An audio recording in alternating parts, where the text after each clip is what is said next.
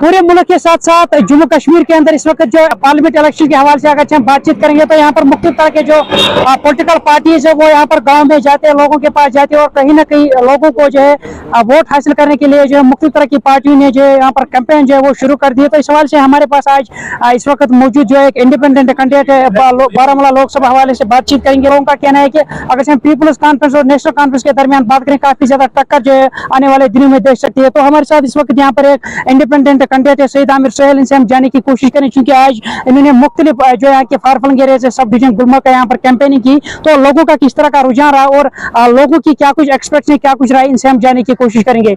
सबसे पहले आपका खैर मकदम है कैसे टीवी में आपसे जानना चाहेंगे क्योंकि आप जब भी यहाँ पर कोई भी इलेक्शन होता है तो आप इसमें पार्टिसिपेट करते हैं क्योंकि आप हमेशा रहा है कि आप लोगों के बीच जाते हैं, लोगों के सामने जाते हैं, तो जो भी उनके मसले मसाइल होते हैं उनको हल करने की जो है कोशिश करते हैं। क्योंकि आपने मुख्तलिफ प्लेटफॉर्म पे भी काम किया है, तो क्या वजह रही कि आप पार्लियामेंट में इस बार हिस्सा ले रहे हैं?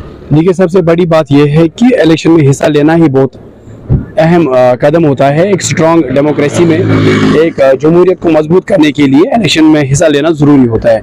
दूसरी बात यह है कि अब हमने देखे कि कितने सारे यहाँ पार्लियामेंट में गए और कितने सारों ने यहाँ इलेक्शन लड़ा और कितने यहाँ बन गए, लेकिन उसके बाद उन्होंने क्या किया वो सबके सामने उनका रिपोर्ट कार्ड है, वो मुझे बोलने की ज़रूरत नहीं है। और ना ही मैं किसी के ऊपर तनज़ करता हूँ इस चीज़ का कि वो शायद कमज़ोर है या हम कोई बड़े अफलातून हैं, हम कुछ करेंगे, लेकिन जितना हमसे हो सके उतनी कोशिश हम कर रहे हैं कि ये जो गरीब कौम है, हमारी जो कश्मीरी कौम जो इस वक्त मजलूम कौम बनी हुई है, इसके लिए कोई काम हो सके। तो आज मैंने अपने ट्राइबल एरियाज पे में गया, ट्राइबल कम्युनिटी जो है, एसटी कम्युनिटी जो है, मैंने देखा कि वहाँ पर खुद भी मुझे एहसास हो रहा था कि शायद खुदा हमसे भी कल पूछेगा कि इन चीज़ों के बारे में। जैसे कि मैंने वहाँ के स्कूल देखे, मैंने वहाँ सड़कें देखी, लोगों की हालत, खस्ता हालत देखी। इवन कि वो एसटी जुमरे में आते हैं लेकिन कोई सहूलियत अभी तक उन तक पहुँची नहीं है। वजह वो रही, तो आज मैंने जब उनसे बातचीत की तो उनका रुझान ये रहा कि हमने बहुत बार वोट डाले हैं, बहुत बार क्या हमने हर हमेशा जमहूरियत में हिस्सा लिया है और वोट डाले हैं, लेकिन वोट डालने के बाद यहाँ कोई आता नहीं है। तो ये सबके पास है, सब जानते हैं कि ऐसा होता है कश्मीर में, ये एक ट्रेंड है। वोट लेके हम किसी को पूछते नहीं हैं, लेकिन मैं चाहता हूँ कि नौजवान की सियासत ऐसी हो, कश्मीर की नौजवान की सियासत ऐसी हो कि हम सिर्फ खदमत खलक पे नजर रखें। हम चाहे कि जिस तरीके से हम वोट के लिए इस वक्त भीख मांग रहे हैं लोगों से, कम से कम कल हम इन गाँव में फिर से जाए और लोगों से ये पूछे कि मेरे लिए क्या हुक्म है और क्या काम करना मुझे चाहिए। लेकिन बदकिस्मती है कि अब इसमें बहुत सारे ऐसे भी आए हैं, ऐसे भी इलेक्शन लड़ रहे हैं, जैसे आपने अभी कहा सज्जाद साहब लड़ रहे हैं या उमर साहब लड़ रहे हैं। तो लड़ने के खिलाफ कोई नहीं है, फैसला तो लोगों को देना है। लेकिन अगर यहाँ के नौजवान, पढ़े लिखे नौजवान और यहाँ की माँ बहनें, सब बुजुर्ग हमारे साथी सही फैसला ले तो वाकई यहाँ पर जमहूरियत फैलेगी फूलेगी। लेकिन वो अभी तक यहाँ हुआ नहीं है। हम जज्बाती नारों पे ज़्यादा यकीन रखते हैं, हम जज्बाती नारे जो होते हैं उनकी तरफ ज़्यादा जाते हैं और यही वजह है कि कश्मीर आज तक पीछे रहा है। बाकी रही बात जो इस वक्त मैंने ट्राइबल कम्युनिटी से पूछा कि जो हमारा तशक्कुस है उसके लिए हमें क्या करना चाहिए, उन्होंने कहा सबसे बड़ा तशक्कुस था ये कि यहाँ का जो आर्टिकल 370 था, 35A था, वो महफूज रहता, लेकिन वो रहा नहीं। तो अब हम किस तशक्कुस की बात करते हैं? तशक्कुस अभी हमारा सिर्फ ये है कि जो हमारी अब बची हुई ज़मीन है या हमारी माँ बहनों की जो इज़्ज़त है या हमारी इज़्ज़त जो है वो महफूज रहे। मुझे लग रहा है हमें उसके लिए काम करना होगा। हमें अब हिंदुस्तान की सरकार को, गवर्नमेंट ऑफ इंडिया को ये समझाना होगा कि हमारा इल्हाक जो मुल्क के साथ हुआ है वो यहाँ की डेवलपमेंट के लिए, या हम महफूज रहे गन कल्चर से, या हम महफूज रहे, हमारी जानें महफूज रहे, हमारे माल जो है वो महफूज रहे, जायदाद महफूज, उसके लिए किया है।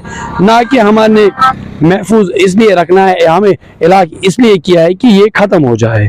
तो इसके लिए यकीन दहानी करना नहीं पड़ेगी हिंदुस्तानी सरकार से और गवर्नमेंट ऑफ इंडिया से। ये कहना, जो भी सरकार आएगी उनसे कहना होगा कि आप कश्मीरियों को इसकी यकीन दहानी कराएं, कोई ऐसा डॉक्यूमेंट उनको प्रोवाइड करें जिनसे उनको लगे कि हम महफूज है। क्योंकि एक लोगों में एक थ्रेट है, चाहे 370 रहे या ना रहे, 35A रहे या ना रहे, वो तो चला गया, लेकिन लोगों में थ्रेट है, लोग डरे हुए हैं। लोगों में खौफ है कि शायद अब हम यहाँ महफूज नहीं है। लेकिन उन चीज़ों को हमें हिंदुस्तानी सरकार के सामने रखना होगा और जो भी आने वाली सरकार होगी उनसे हम ये तवक्का रखते हैं कि वो इस पे काम करेगी। लेकिन अगर बीजेपी आई तो बीजेपी के सामने कोई तवक्का है ही नहीं। जिस तरह से बीजेपी दावे करे धारा 370 की मनसूख के बाद, चूंकि आप आज उन फारफंग एरियाज में गए जहां पर उनका कहना है कि इंफ्रास्ट्रक्चर को मजीद डेवलप किया गया है, फारफंग एरियाज को वुसअत दी गई, चाहे बुनियादी सहूलियत के हवाले से बातचीत करेंगे। तो धारा 370 मनसूख के बाद जो बीजेपी कह रही है, क्योंकि आज आप ग्राउंड पर गए तो क्या लगा आपको, लोगों के क्या रुझान आपने देखा? देखिए, आज मुझे भी ये एहसास भी हुआ और यकीन हुआ इस बात पे कि बीजेपी वाकई एक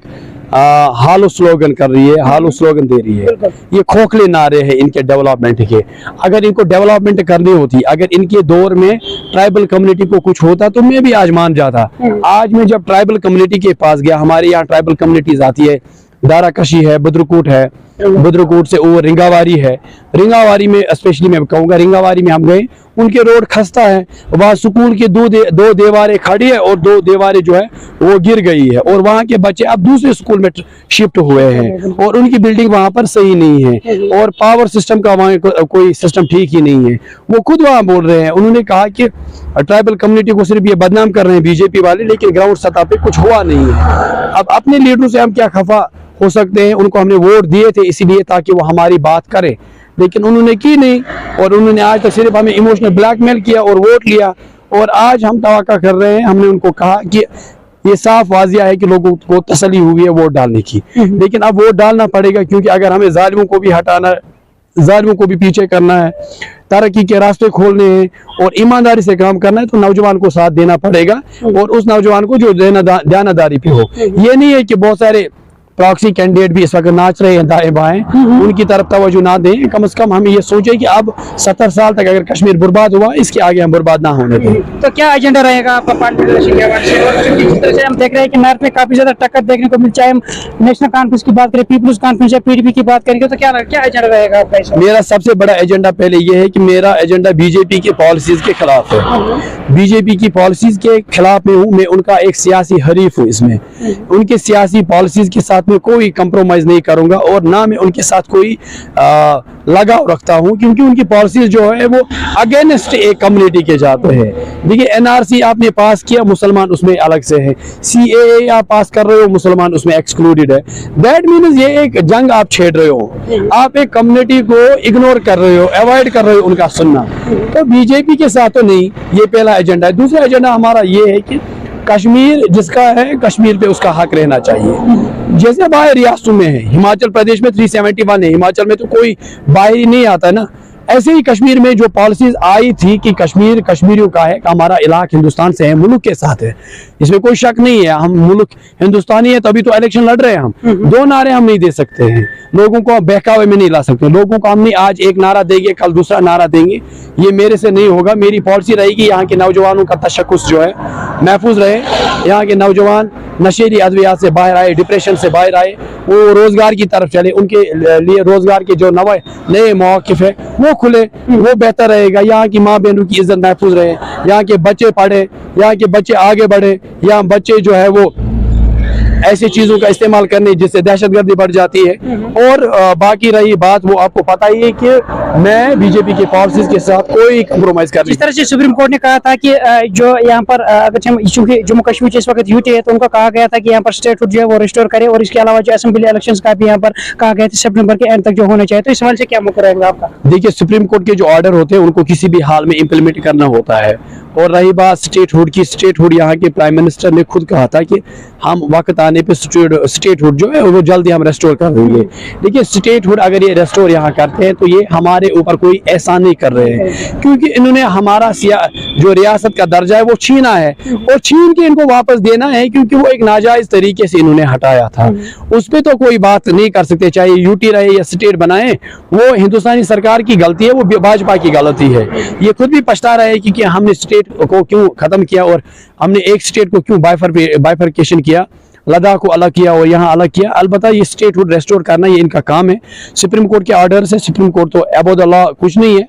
तो अब दूसरी बात ये है कि इलेक्शन, जो असेंबली इलेक्शन की बात कर रहे हैं, असेंबली इलेक्शन अगर होंगे तो मोस्ट वेलकम। लेकिन अगर बीजेपी सेंटर में आई, आई डोंट थिंक कि वो सुप्रीम कोर्ट के ऑर्डर्स पे भी कोई तो क्या मैसेज रहेगी लोगों के लिए, क्योंकि इस वक्त आप चूंकि बहुत सारे इलाकों का आपने दौरा किया, तो लास्ट पर क्या कुछ मैसेज रहेगी आम लोगों से? बस मैं लोगों से एक गुजारिश करना चाहूंगा कि वोट को जाया होने ना दे। आप ये ना समझे कि हम किसी एक कैंडिडेट को देंगे कि वो जीते या हारे, लेकिन वोट उसका जाया होता है जो जालिम को वोट देता है। अगर जालिम कामयाब हुआ तो आपका वोट जाया है। अगर आप एक दानादार, एक ईमानदार को आप वोट दोगे, चाहे वो हारे या जीते, लेकिन आपके वोट ने मकसद भी जीता और आपका वोट भी सही तरीके से सही कास्ट हुआ।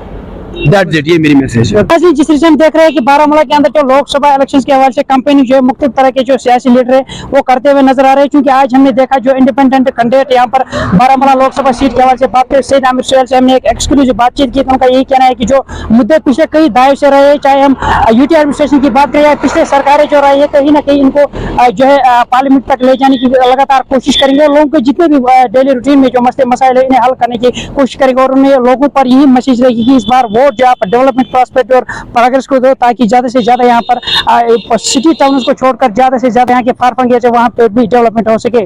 आदिल डार, केसर टीवी, गुलमर्ग, कश्मीर।